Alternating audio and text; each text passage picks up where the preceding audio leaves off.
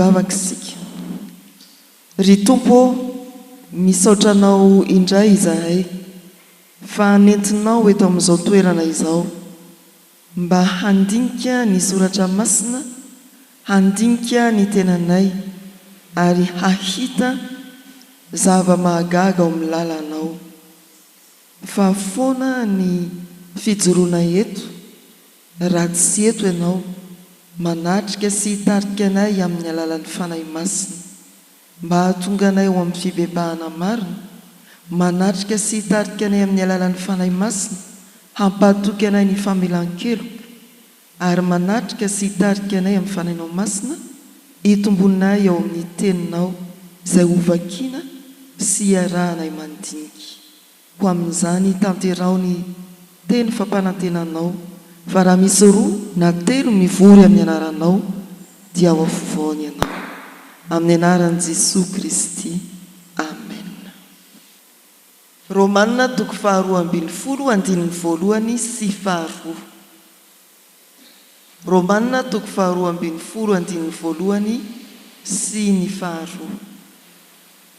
Iarahantsika mamaky amin'ny anaran'ny Tompo izany manao hoe: koa amin'izany ry raharaha, koa amin'izany mangataka aminareo ary rahalahy noho ny famindrampon'Andriamanitra mba hatolotra reo ny tenanareo ho fanatitra velona, masina, sitrak'Andriamanitra dia fanompoam-panahy mety ataonareo izany. Ary aza manaraka ny fanaon'izao tontolo izao fa miova amin'ny fanavaozana ny saina, hamantaranareo ny sitrapon'Andriamanitra dia izay tsara sady ankasitrahana no marina. Amen. Ray masino manamasina anay amin'ny fahamarinana, ny teninao no fahamarinana. Amen. Izany tokoa no tononkira-panahy entinay manatona anao mitondra izao soratra masina izao mba ho hazavainao araka ny sitraponao, dia ampaherezy sahady izahay mba ho feno fankasitrahana ary ho vonona handray fiovana avy amin'ny teninao. Amin'ny anaran'i Jesosy. Amen. Tsy vahintsika tsenjery ve io anjara mofinaina io? Andeha hoe averina ny andininy voalohany aloha. Andao re aloha hiara-verina tsara e, mba mivoaketitsika efa mahay an'io tsenjery mandra-pahafatitsika. Tonga dia azontsika tenenina amin'ny olona io. 1, 2, 3. Koa amin'izany mangataka aminareo ary rahalahy noho ny famindrampon'Andriamanitra mba hatolotrareo ny tenanareo ho fanatitra velona, masina, sitrak'Andriamanitra dia fanompoam-panahy mety ataonareo izany. Ary aza manaraka ny fanaon'izao tontolo izao fa miova amin'ny fanavaozana ny saina, hamantaranareo ny sitrapon'Andriamanitra dia izay tsara sady ankasitrahana no marina. Amen. Efa tsara kosa izany a. Misy anankitelo mifanesinesy eo amin'ny farany andininy voalohany dia amin'ny farany andininy faharoa, sady tsara mankasitrahana no marina. Atolotrareo ny tenanareo fanatitra velona, masina, sitrak'Andriamanitra dia fanompoam-panahy mety ataonareo izany. No ahitadidiana azy ireny teknika madinidinika ireny. Eny ary oviantsika ny nandinika ny bokin'ny Romanina vao tamin'ny zoma. Haitsika tsenjery kosa ny voalaza tao anatin'izany. Nisoratana mpanoratra, taiza ny soratana, ina ny antony nanoratana, ahoana ny drafitra natolotra tamin'izany. Mpanoratra Paoly, tokony ho tany Korinto nanoratany tamin'ny taona manodidina ny 750. Inona ny manaraka? Tsy Paoly no namakilay fa Jiosy na Jentilisa resy lahitry ny filazantsara, tsy izy no namakilay tany Roma. Manaraka ny bokin'ny Romanina no sompotry ny reformasiona na ny fanitsipivavahana. Manaraka mahagaga nefa fa i Roma no renivohitry ny katolika. fifamatorana tsy avelan'Andriamanitra mihitsy sika foana ny tahisaratsaraka fa hatrany amin'izany hoe tantara zany dia efa tsy afabela fa miombona ao ihany sika. Ny toerana ny katolika ny epistile lazaintsika réformé fa tena fototra iorenan'ny réformation. Dia misy fifandraisana zany ry havana, tsy tokony ho tsinitsiniavana zany tantara zany. Dia fa nolazaintsika koa ny drafitra natolotra tamin'izany dia ny hoe ireto ny fizarana toko voalohany hatramin'ny toko fahatelo dia manambara fa samy mpanota isika rehetra na jiosy na jentilisa. Ny toko fahaefatra sy ny fahadimy dia milaza ny tombontsoan'ny ny famonjena avy amin'ny finoana. Famonjena avy amin'ny finoana. Ny mpanota, isika rehetra samy mpanota dia vonjena amin'ny alalan'ny finoana fa tsy niezaka ataontsika. Ny manaraka fahaenina hatramin'ny fahavalo sady mba mezaka mitadidy koa, fahaenina hatramin'ny fahavalo dia ny tombontsoa azon'ny mpino, manomboka amin'ny hoe miara-maty amin'ny Kristy ao amin'ny batisa, miara-belona amin'ny Kristy amin'ny fahamarinana.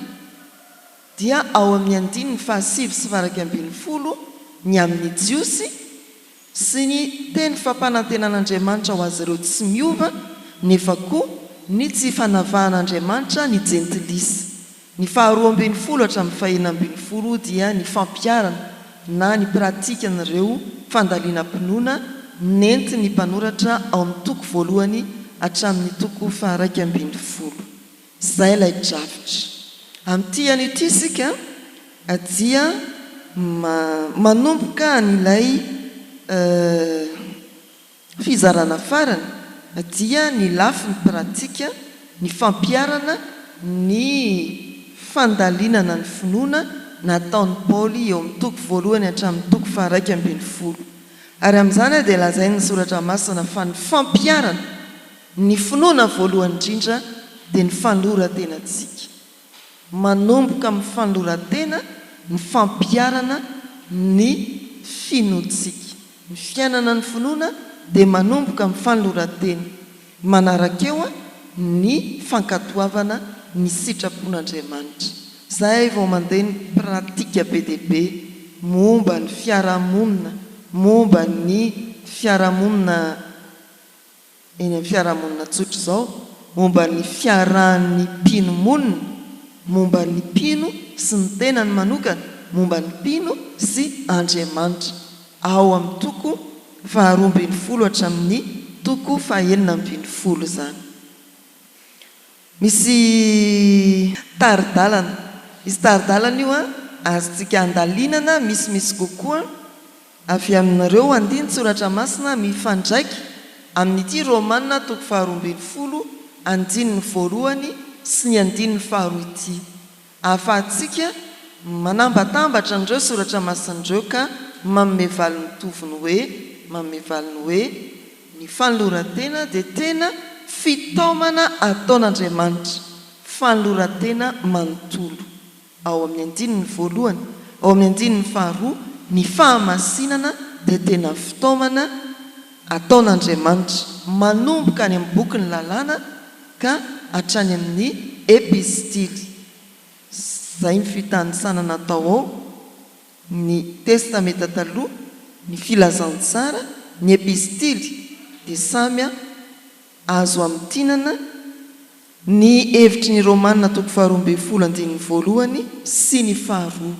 Io zany tsika ilay hoe rehefa mamaky ny Baiboly isika dia tsy misintona ny andininy izay mety nanaitra antsika fa tena asaina mihitsy andalina hoe ahoana koa ny filaza momba an'io ato amin'ny Baiboly manontolo. Dia raha isika maka ohatra isika ao amin'ny bokin'ny lalàna anankiray, ao amin'ny bokin'ny tantara anankiray, ao amin'ny bokin'ny mpaminany anankiray, ao amin'ny bokin'ny filazantsara anankiray, ao amin'ny epistily anankiray, dia efa mba hoe namaky ny Baiboly manontolo isika izany. Izay azo atao tsara mihitsy na fanazarana ho anao manokana any an-trano izany dia efa tena azo atao hoe aika tena lazainy ny Baiboly manontolo ny foto-kevitra ny amin'ny hoe fanolorantena manontolo ho amin'ny fahamasinana ho an'Andriamanitra.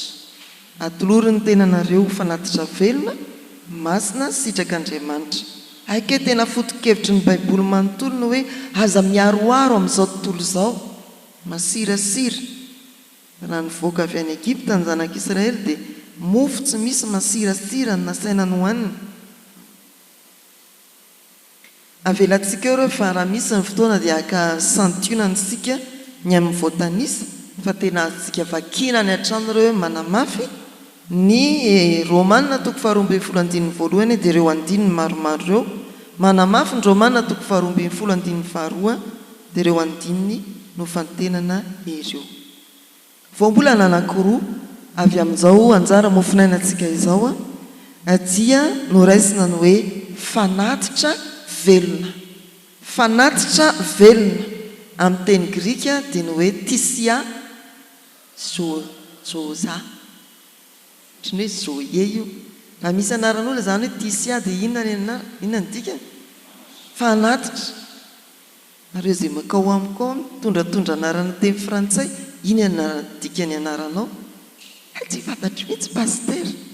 Dia napahataoko malala ny anaranao mihitsy ianao rehefa tonga ao. Inona ny dikany Joseline? Famindrampo, malemy fanahy, reny efa tratra tao reny. Tsy malala ny anarana, taoko malala ny anarana. Eny ary. Dia izay raha hoe misy anaran'olona mihitsy tisia, dia izay zany ilay izy. Fanatitra, fanatitra velona. Ilay hoe zao ny filazan'io fa azafady tsy hitako amin'ny machine ilay accent amakiana hoe zao. Avy amin'ny teny hoe zoe efa nijerentsika tamin'ny farany, tena hoe miaina velona.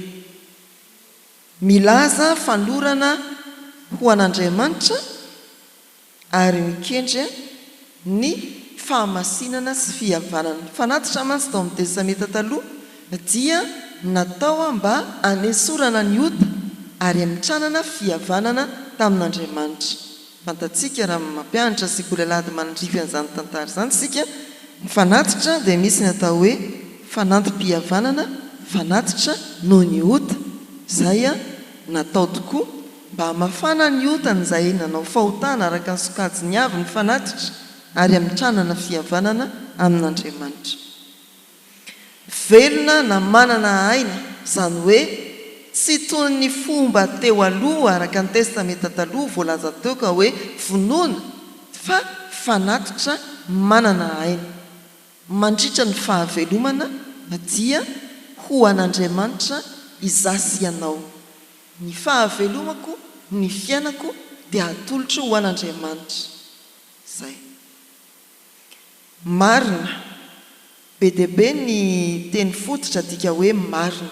Fa eto amin'ny Romanina toko faharoa ambin'ny folo andininy faharoa dia ny hoe agatos, izay milaza hoe tsara, mahafa-po araka an'Andriamanitra. Io moa izany ao amin'ny dika teny hafa dia ataoniko hoe lavorary. Dia ilazana hoe ny araka an'Andriamanitra izay ny tena zava-dehibe. Samy manana ny marina io. Fa ny marina araka an'Andriamanitra, ilay mahafa-po araka an'Andriamanitra. Samy manana ny fahafa-pony. Sasany hafa-po rehefa nahalany bota anankiray. Fa tsy mahafa-po an'Andriamanitra zany. Mahafa-po an'Andriamanitra dia Kristy rano velona. Ohatran'izay. Dia ilay mahafa-po araka an'Andriamanitra, ilay tsara araka an'Andriamanitra, ilay marina araka an'Andriamanitra. Dia tonga sady sika eo amin'ireo foto-kevitra izay azo raisina amin'izao anjara mofinainantsika izao. Mba mandray ny fizarana avy any aminareo aloha. Efa mety ho lanin'ny maro tsenjera araka ny nanomboantsika azy ireto andinin-tsoratra masana anankiroa manandanja ireto.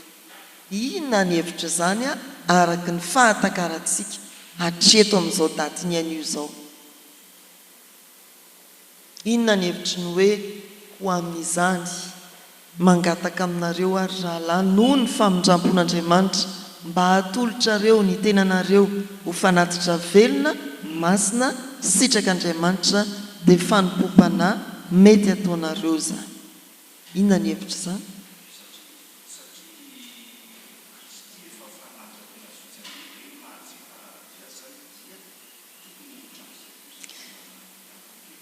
Raha azoko tsara ny tiany namantsika holazaina dia ny hoe ilay kianteny hoe koa no mitarika ny fanoloran-tena. Nisy zavatra be dia be mantsy nampianarin'ny Paoly talohany'ity toko faharoa ambin'ny folo ity dia atombony any hoe koa. Jereo tsara fa sora-baventy ny hoe koa zany hoe no ny amin'ireo zavatra be dia be nampahafantarina anareo ary ny fototra dia ny hoe Kristy maty sy nitsangana tamin'ny maty no manavitra ny mpanota ho amin'izany rahalahy mangataka aminareo aho ry rahalahy mba hatolotrareo ny tenanareo no ny amin'ny fahafantarana fa Jesosy Kristy navita ny fanoloran-tena faratampony atoloro ny tenanareo. Rehefa mandinika soratra masina zany sika dia manamarika foana ny hoe io ilay soratra masina, inona ny karazan'ny teny, inona ny karazan'ny voambolana, dia mahita foana mahita sika indraindray ilay sora-baventy ohatran'ny hoe koa.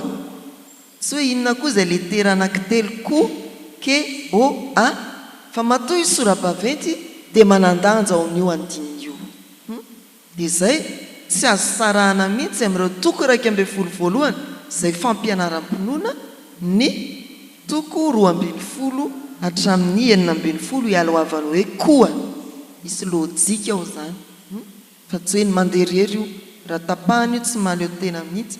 Fa noho ny amin'ny toko 2:12 voalohany dia misy heviny ny toko 2:12 hatramin'ny toko 4:12. Saotra ny amin'ny fandraisan-jara inona koa?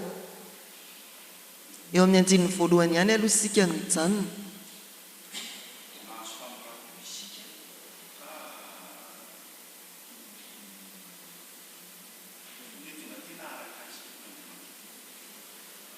Efa makany amin'ny andininy faharoa zany hevitra ao zany. Fa raha raisina dia ny hoe efa hitanareo amin'ny taratasy raha mijery nareo tena tsy afaka nanolo tena ho azy amin'izao zasy ianao raha tsy noho ny famindrampon'Andriamanitra ny antso sy mampanatony. Tena fahasoavana avy amin'Andriamanitra zany ny azahoantsika ray aman-dreny manolotra ny zaza ho an'Andriamanitra amin'ny sakramentany batisa.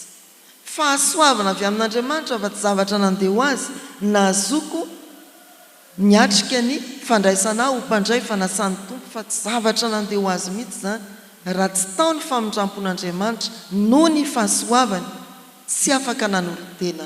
Fahasoavana avy amin'Andriamanitra nafahako nandray ny fanokanana samihafa ho amin'ny fanompoana isan-karazany. Fahasoavana avy amin'Andriamanitra nafahako manohy ny azakazaka amin'ny fanompoana manavao hatrany ny fanoloran-tena. Tsy afaka hitsangana mihitsika ndeha anatiny ety amin'ny alitara hanao rakitra raha tsy fahasoavan'Andriamanitra. Sika dia mieritreritra mandeha ho azy izay hidina avy any ambonitriana ao aketo ve raha tsy ny fahasoavan'Andriamanitra tsy misy reny. Izay zany ny tokony ho fantaritsika. Famindrampon'Andriamanitra vokatry ny fahasoavany no azotsika manolo tena. Inona koa?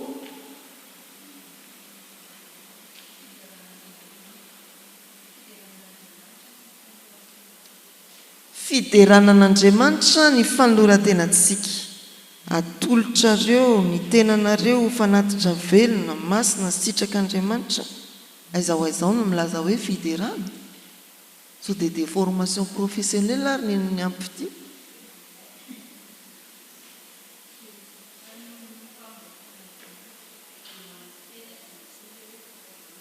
Ao anatin'ilay andininy ve milaza hoe fiderana ilay fanoloran-tena? Déformation ianao. Ie. Tena fideran'Andriamanitra ny fanoloran-tena fa tsy ao anatin'izao andininy izao zay. Inona koa?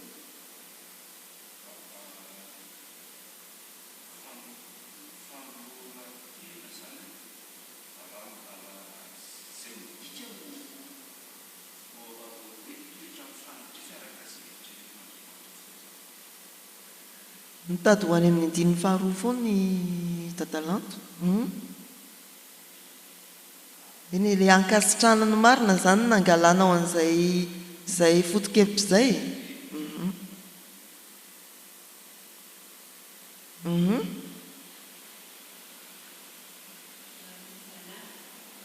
Fanompom-panahy, inona ny tian'ny mpanoratra ny epistily ho lazaina amin'izany?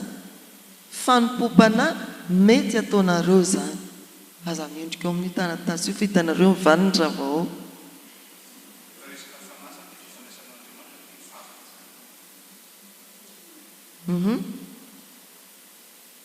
Alaliny kokoa. Ilay fanoloran-tena zany dia inona hoy izy? Fanompom-panahy. Fanompom-panahy. Fanoloran-tena dia tena fanompom-panahy, fa tsy zavatra ivelambelany, tsy fombafomba, tena miainga avy any anaty. Indraindray ho hitantsika any amin'ny fampiarana moa rehefa avy eo. Inona ny hevitr'ilay hoe fanatitra velona teo niainga tao amin'le voambolana isika? Inona ny hevitriny dia amohay foto-kevitra anankiray? Inona ny hevitry ny hoe fanatitra velona? Fanoloran-tena fa inona koa? Dia velona manan-danja eo amin'io voambolana io. Mandrakizay ahoana moa zany?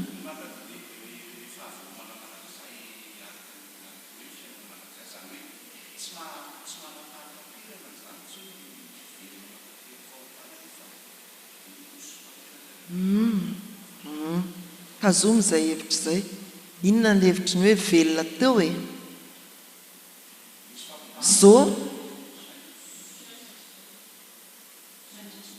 Zava-miaina mandritra ny androm-piainako, fa tsy hoe mandritra fa tena hoe ny fiainako manontolo, izay ilay mpanatitra dia atolotra ho an'Andriamanitra, ny mandra-paharivan'ny androko, ny mandra-pahafatoko.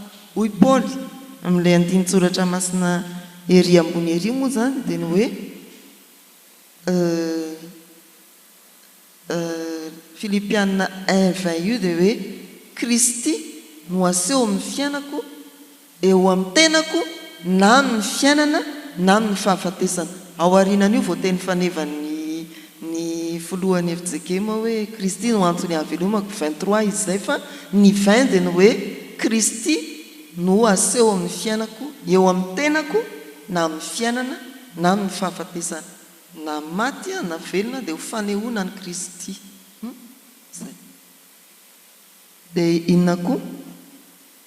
Zany hoe ao amin'ilay voambolana io fanatitra velona zany dia amoahantsika hevitra hoe ny fahavelomantsika manontolo no atolontsika ho an'Andriamanitra.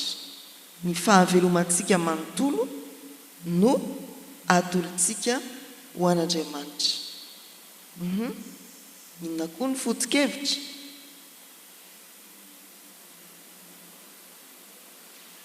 Dao ary miditra eo amin'ny andininy faharoa e. Aza manaraka ny fanaon'izao tontolo izao fa miova amin'ny fanavaozana ny saina, hamantaranareo ny sitrapon'Andriamanitra dia izay tsara sady ankasitrahana no marina.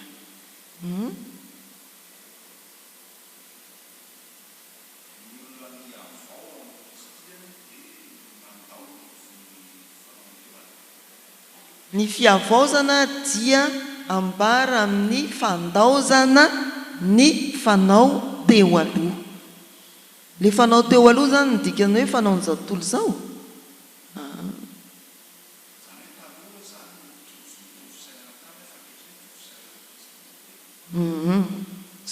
Zay kokoa.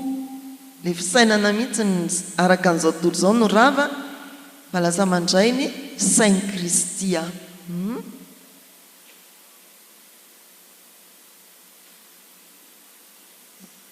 Ao amin'ny andininy faharoa tsika. tahoarysika androso io a dia ilazana hoe isika pino dia tsy ho voasariky ny fanaony izao tontolo izao. Any amin'ny fampiaransika dia afaka mivelabelatra ny amin'izay tsy ahasarika atsika ny fanaony izao tontolo izao. Ny fiainantsika dia ny sitrapon'Andriamanitra fa matotra ireo tsy afaka misaraka.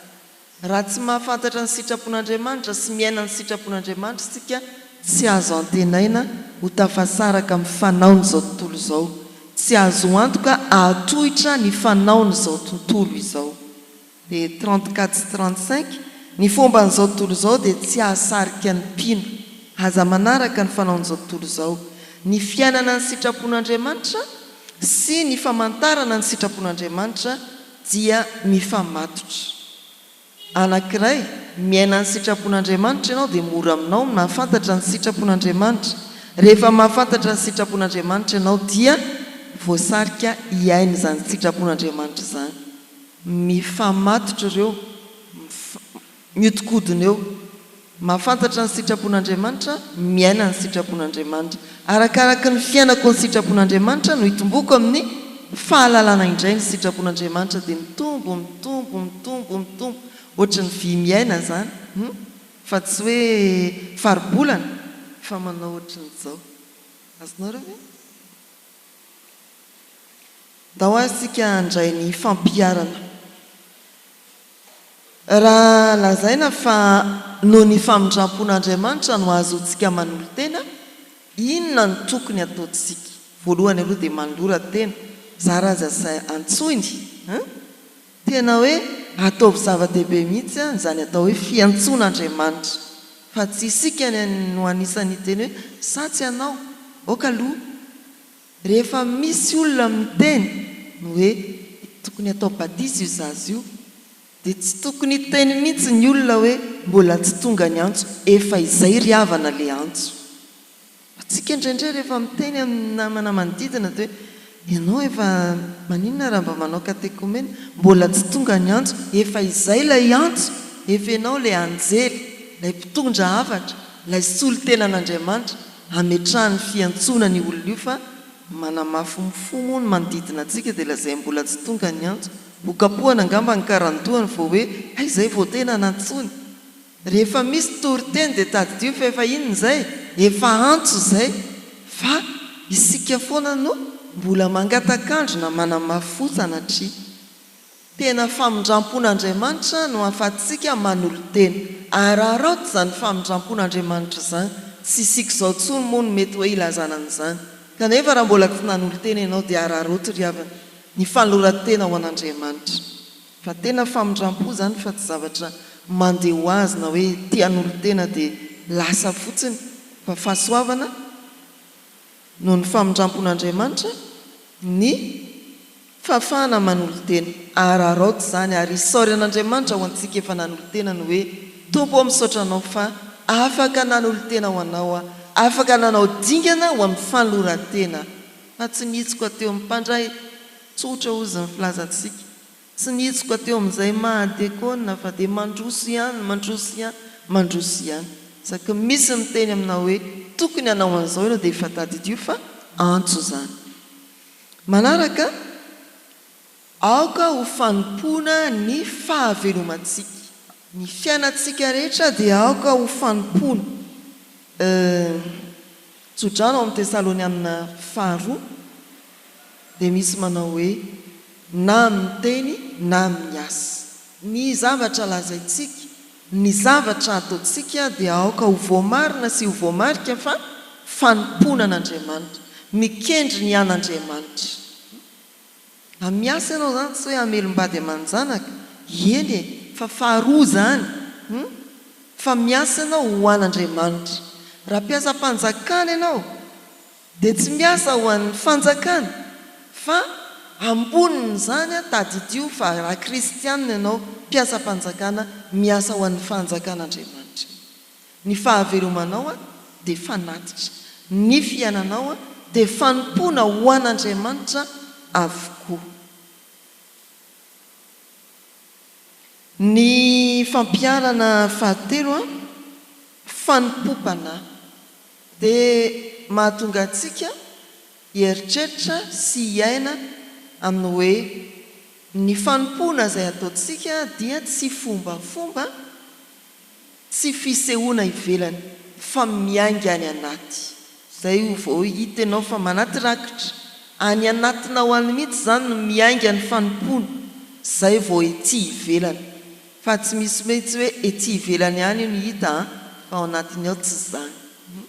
Fa raha feno fanoloran-tena ny olona ka manambara, mankatoa izao andinin-tsoratra mazao ny fiainany sy ny fahavelomany, dia fanompona avokoa, miainga any anaty izany, tsy fisehosehoana izany, tsy fombafomba izany, tsy fisehosehoana ny fanaovam-batisa. Izay indraindray mampalahelo fa na isika ihany ary dia miventiventy an'izany. Nindreo ny fisehosehoana fotsiny. Ahoana kosa ny anaovanareo fisehosehoana ny anazy? Avelao Andriamanitra izay mahita ny aty fanahin'ny olona, ny tena fanompompanan'ny olona no ametraka an'izany, famaritan'izany. Fampianaran'ny soratra masina dia ny hoe amin'ireny fanoloran-tena ireny, amin'ny fiainantsika manontolo dia miainga any anaty fanahintsika ny mahafanatitra velona antsika, mahampanompon'Andriamanitra antsika amin'ny asa sy amin'ny teny. Ty ho fisehoana na ho fombafomba mahazatra, fa fanompona miainga anaty. Inona koa ny fampiarana? Satria tsy ho voasariky ny fanaon'izao tontolo izao isika pino, dia mitaona antsika izany no hoe arovy irery havana malala ny sotoavina kristianina. Tia ny ampahiratra ny masontsika. Tia hafantatra lamody ve? Isika dia hoy ny fiarahamonina hoe makanisa ny am-piangonana fa izany ny ahitanareo azy. Tenisy izao ny lamody? Avela daholo ny talon rehetrarehetra, fa tenisy miaraka amin'ny akanjo mihatsy. Teo aloha ny tenisy fa fetina makaizy eny an-kianja fanaovam-baolina. Ary ninona ny fetina makaty? Farany koa dia mbola ho arahantsika koa maio zao satria milomanao anaty ranomasina ny kristianina. Dia anao ve ianao? Efa manomboka ane izao ilay izy ety, tsy hitanareo ve ireny olona? Misy ao ato. Dia makarakara ty, dia tsy haiko intsony. Efa kely sisa dia maio. Fa isika dia tokony hieritreritra ny hoe aiza ny ambarany soratra masina momba ny tahaka izao. Na inona lazainy izao tontolo izao, zaty izany. Raha vao tsy fantatsika mihitsy ny fizintsika, raha vao tsy voafehantsika ny sotoavina maha-kristianina, tsisy very fotsiny io, ohatran'io tsy halalantsika ny maha-malagasy antsika io. Nareo vao miherany am-panahy dia nandre tsara mihitsy fa bedy mafy mihitsy ny kategoria. Aiza atoko lasy, toko vavy ozy ilay mpiteny izay. Asaina mamaky soratra masina izy. Vakio ny soratra masina ao amin'ny inona nga ilay andiny soratra masina saiko ny vakia. Le Lioka toko 7:12 ilay hoe ny fahafatesan'ny Galiliana nataon'ny Pilato satria lesona momba ny Pilato. Vakio andin'ny voalohany io. Ela be mihitsy izy. Fa maninona? Tsy mahita angamba masonao, tsy mahay mamaky teny malagasy aho izy. Andriamanitra. Dia hoe izy ty Madagasikara ty. Afaka firy taona? Inona amin'ny maha-malagasy anao fa tsy ny teniny voalohany indrindra?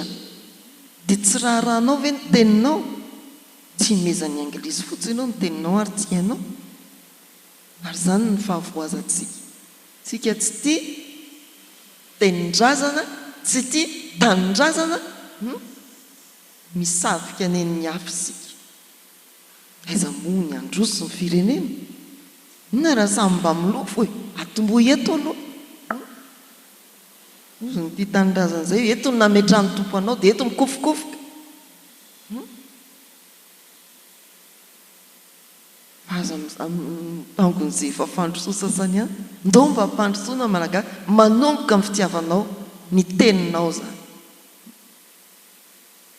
Dia io, tsika tsika moa zany efa ninandao mba ataovy mitafy lamange io mamamiangaly io raha zoziny io le finonakony nanjoany io tsy hoe fanao an'izao tontolo izao akory le tsy nitafy lamba fa tiana ho tenenina dia hoe teny efa adintsika ny mamalagazy atsika ka sao toy izany koa ny anadinoantsika ny mahakristianina atsika miditra eto ny tahaka izao dia mety io hoe fa aizany soratra masina fantaro ny sitrapon'Andriamanitra ny mahafapo araka an'Andriamanitra dia arao zany ilaozy izao tontolo izao fa ny atsika fantaro ny lamaody ary ento aty am-piangonana tsy ratsy ho azy ny lamaody tsy ratsy ho azy sao disonareo ny fampizarana fa jereo fa misy amin'izy ireny tena tsy araka ny sitrapon'Andriamanitra tena tsy nisy fotoana ange tena hoe hatraty ny lamaody ny akanjony vehivavy fa zao mbola tsy dia lany lamaody le hatraty fizy miaraka amin'ny tenisy tsy maninona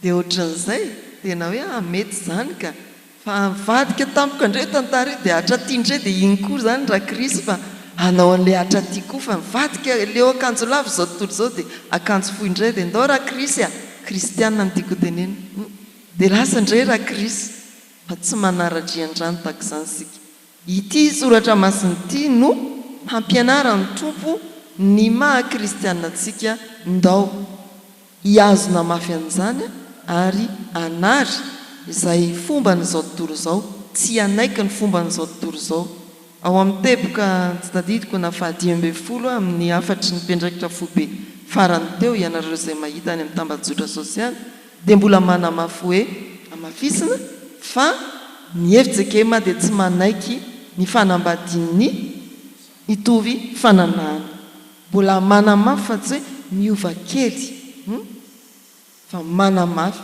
dia zany ilay hoe azony sotoavina kristianina aza manaraka ny fanaon'izao tontolo izao dia iny foana nle tenenina antsika hoe na hifanambady ohatra ny adala eto daholo ary ny olombelona ianao sy ilay olona anankiray ianao sy isa manao mariazy lehilahy sy vehivavy na ozy azy zao tontolo izao hoe nareo efa tena adala mihitsy mety foana zao efa mivadika mihitsy zao fa nysoratra ma lehilahy sy vehivavy aza manaraka ny fanaon'izao tontolo izao dia tsy hoe manaraka ny fanao mibetsaka ny betsaka zao efa izany fa ahoana hoy ny soratra masina na ianao rery ary sisa miaina an'izay hiainy ny soratra masina fantaro ny soratra masina fampiarana manaraka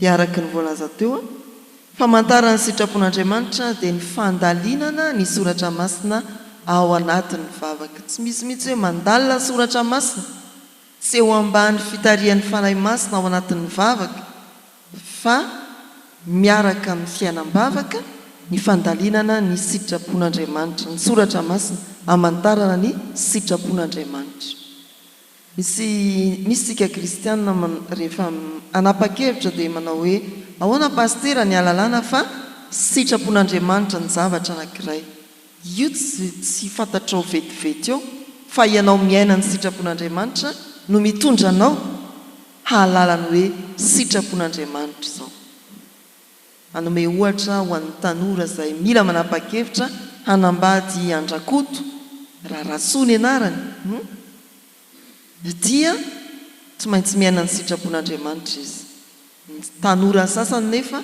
dia miaina ao anatin'ny fifamofona tsy anjakan'ny sitrapon'Andriamanitra ka maninona sahirana izy anapa-kevitra hoe ity ve ilay olona sa tsy ity mora kely nefa io rehefa samy saraka tsisy maratra izany tanorato tsisy dikany fa raha vao hoe nisy ratra zavatra voatohina kely dia eo ianao sahirana eo satria tsy nandeha araka ny sitrapon'Andriamanitra fa rehefa mandeha araka ny sitrapon'Andriamanitra ny olona mazava tsara mihitsy hoe tsy izy tsy sitrapon'Andriamanitra ny tahaka izao na ny tahaka izao ary tsy amin'ny fanapa-kevitra iroso amin'ny fanambadiana ihany zany fa amin'ny fanapa-kevitra rehetra raisitsika zanak'Andriamanitra dia mialoha ny fanapa-kevitra mantarana ny sitrapon'Andriamanitra ka napa-kevitra efa fiainanao mihitsy ny sitrapon'Andriamanitra aza manaraka ny fanaon'izao tontolo izao fa miova amin'ny fanavazana ny saina tena finiavana zany tsy ao anatin'ny foto-kevitra le izy a finiavana fahakatoka tamin'ny volana septambra io finiavantsika mihitsy ny hoe iova fa tsy hoe miova ho azy izy fa finiava tsy mety tokoa iny a fanaon'izao tontolo izao iny a za iova tsy voalaza teo moa zany tena finiavana ny an'olo-tena no ny famindrampon'Andriamanitra finiavana ny iova no ny sitrapon'Andriamanitra eny ary dia hatreo ny fiarahantsika tamin'ity fotoana ity a hivavaka isika misaotra Andriamanitra noho ny fiarahanay tamin'ity fotoana sarobidy ity nandinianay ny andin-tsoratra masina anankiroa izay efa zary sy anjerinay fa ho fiainanay bebe kokoa izany manomboka izao azahoanay mankasitraka anao ary manavao ny falorantenanay mba hahatonga ny fiainanay manontolo sy ny fahavelomanay tsy hisy analana ho anao Andriamanitra ho anao izahay ikendriny amin'ny fanjakanao sy ny voninahitrao izay na amin'ny teny na amin'ny asa ninina nataonay ampahafantaranay isan'andro ny sitraponao Andriamanitra mba hanananay finiavana hiala amin'ny fanaon'izao tontolo izao ary androso amin'ny fahamasinana ahafapoanao Andriamanitra ilay nalorana itena indreo tompony mombanay amin'ity tontolo andro ity ny fiainam-panahinay ny fahasalamanay ny fandaharam-potoananay tsy raray avy ny ankonanay ny firenenay ny fiangonanao indrindraindrindra ataovy miavao amin'ny fanoran-tena masina ary ataovy miavao amin'ny fahamasinana dia amin'ny anaran'i Jesosy ilay nampianatra anay hivavaka hoe rainay izay ny an-danitra ho amasinina anay ny anaranao ho tonga anay ny fanjakanao atao anay ny sitraponao ety an-tany ho takany ny an-danitra meo anay no izay anasahaza ao anay ary mamelany elokay tahaka ny namelanay izay meloka taminay aza mitondra anay amin'ny fakapanahy manafahanay miratsy anao ny fanjakana sy ny hery ary ny voninahitra mandrakizay amen raisoary ny jodrantonona amin'ny anaran'ny Tompo ny fahasoavan'i Jesosy Kristy sy ny fiadanany mihoatra ny fahalalana rehetra hiaro ny tenanareo sy ny anareo ary ny fanahinareo ho tanteraka tsy anatsiny mandra-piavin'i Jesosy Tompontsika amen.